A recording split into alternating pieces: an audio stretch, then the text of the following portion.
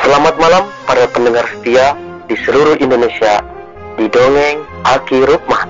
Selamat mendengarkan dan tetap merdeka. Assalamualaikum warahmatullahi wabarakatuh. Bismillahirrahmanirrahim. Alhamdulillahilladzi amarona bisilatil arham wa nahana anit tafaruqi wal udzwan amma ba'du. Bapak, Ibu, dan kawan-kawan sekalian, obrolan malam ini Aki akan merespon pertanyaan dari salah seorang incu Aki yang bertanya tentang bagaimana masa depan budaya bangsa.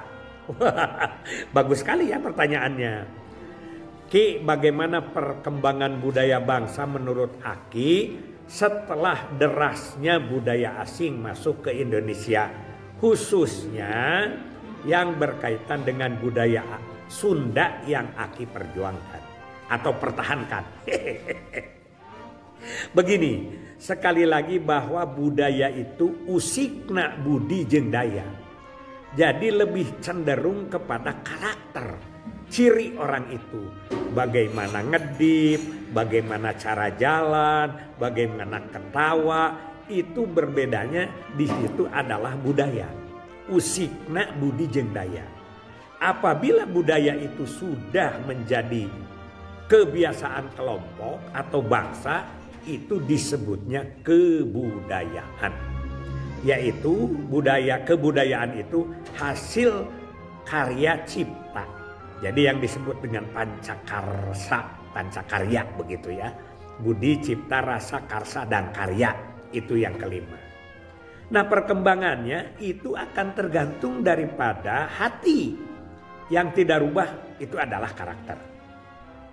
Contoh, Aki suka menyebut bahwa kalau ngomong harus seperti orang Sunda, bertindak harus seperti orang Medan, di rumah harus seperti orang Padang, berpikir harus seperti orang Jawa, berani harus seperti orang Bugis, seni harus seperti orang Bali, dan enjoy harus seperti orang Manado. Kayaknya kalau budaya itu tidak akan lepas karena itu terletak pada karakter. Sedangkan karakter lebih cenderung juga kepada hasil dorongan ciptaan Tuhan. Misalnya cara bicara orang Sunda dengan orang Jawa itu adalah sudah begitu karakternya. Ketegasan orang Medan dan pintarnya masak orang Padang itu agak susah ditandingi oleh suku-suku bangsa yang lain. Termasuk beraninya orang Bugis. Nah, kalau perkembangan budaya dipengaruhi juga oleh beberapa faktor. Faktor yang pertama adalah hati tentu saja. Bagaimana hatinya? Sekarang misalnya kesenian Sunda. Kesenian Sunda itu secara persiapan untuk membentuk budayawan-budayawan itu luar biasa. Jangankan dengan padepokan yang begitu semarak. Satu aja dengan ISBI ya. Institut Seni Budaya Indonesia atau dulu ASTI, asalnya juga Kokar, Konservatori Karawitan, itu sudah menciptakan budayawan-budayawan yang begitu banyak. Setahun sekali mungkin sekolah itu bisa mengeluarkan 50 tukang gendang, 50 tukang saron, dan dia multi, bisa semua. Pesinden muda. Sekarang itu kan presiden dulu mah biici. Cicih Cangkurileng begitu namanya. Sekarang itu adalah Nunung Nur Malasari SN, Mas Yuning SN, MSN. Itu apa ya? Dan itu jadi banyak diciptakan.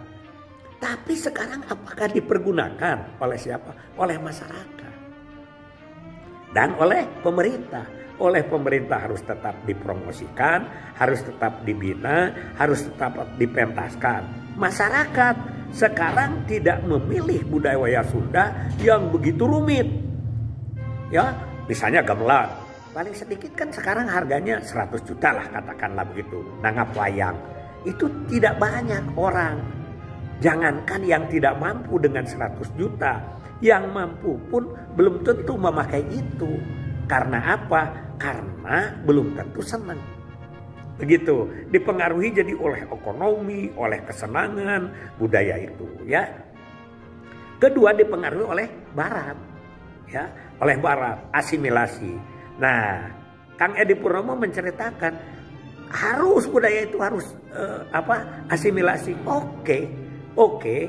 Aki setuju bahwa budaya itu bisa berkembang sesuai dengan asimilasi. Jadi tidak boleh monoton. Bahasa Sunda boleh diselapi bahasa Indonesia, bahasa Inggris, bahasa Arab. Tapi harus ingat palias jati kasilih kujunti. Jadi jangan terlalu banyak asingnya yang datang sehingga yang aslinya terseret. Begitu, itu disebutnya jati kasilih kujunti. Jadi aslinya jati, juntinya lebih banyak begitu. Bahasa boleh ya. Misalnya, sekarang apalagi dengan datangnya Timur Tengah yang masuk pada budaya Islam, menjadi budaya Timur Tengahnya di kita semakin tinggi. Jadi bahasa juga diselipi dengan silaturahmi kalau di dalam menyampaikan pengantin.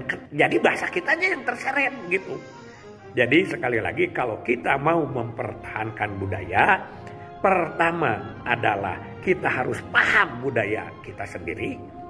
Nah, Aki sering rada pahrang dengan para IO ya.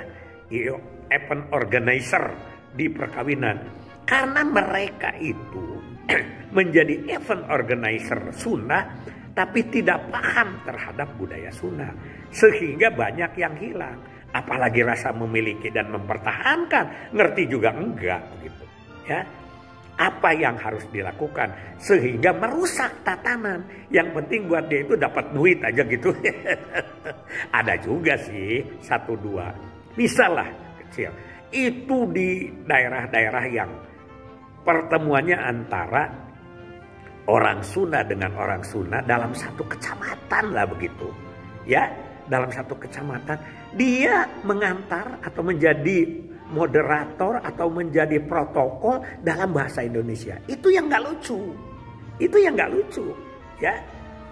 Kan sekarang harus internasional, nggak apa-apa internasional itu di lingkungan yang kecamatan dengan kecamatan yang nggak ngerti bahasa Sundanya paling 1-2 orang. Bayangkan dengan Pak Jokowi mengawinkan 3 kali putranya, Aki lihat tidak ada bahasa Indonesia satupun kecuali reportase. Beliau mempertahankan bahasa Jawa dengan segala adat Jawanya. Demikian juga budaya-budaya lain. Misalnya sekarang berubah karena alamiah. Sekarang apa? Tidak ada lagi panen padi dengan ani-ani atau etem. Karena apa?